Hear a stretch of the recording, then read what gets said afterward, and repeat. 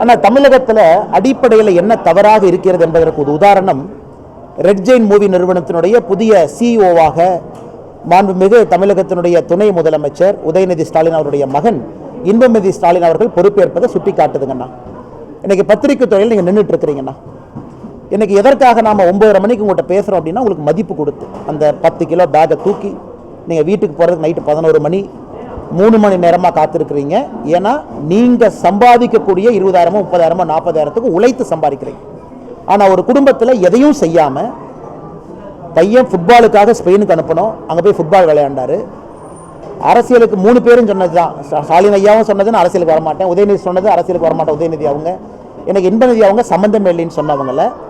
இந்த நிறுவனமே ஒரு குளறுபடி இருக்கக்கூடிய நிறுவனம். இந்த நிறுவனத்தை பொறுத்தவரை பணம் எப்படி வருது, பணம் எப்படி போகுதுன்னு யாருக்குமே தெரியாது. இடி பிரச்சனையில், சிபிஐ பிரச்சனையில், இன்கம் டேக்ஸ் பிரச்சனையில் இருக்கக்கூடிய ரெட் ஜெயின் நிறுவனம் தமிழகத்தினுடைய மொத்த ப்ரொடக்ஷன் எல்லாத்தையுமே தன்வசம் படுத்தி கொண்டிருக்கக்கூடிய நிறுவனத்திற்கு எதுவுமே இல்லாமல், யாருமே இல்லாமல், சம்பந்தமே இல்லாத இன்பநிதி ஸ்டாலினை கொண்டு வந்து சிஇஓ போட்டிருக்காங்கன்னா இதுலேயே நமக்கு தெரியுது இந்த டைனாஸ்டிக் பாலிடிக்ஸ்ங்கிறது எந்த அளவுக்கு போயிருக்கு, எந்த அளவுக்கு ஆழமாக போயிருக்கு. அதையெல்லாம் தாண்டி நீங்களும் நானும் என் குழந்தைய கஷ்டப்பட்டு படித்து வளர்த்தி சம்பாரித்து வாப்பான்னு சொல்கிறோம்.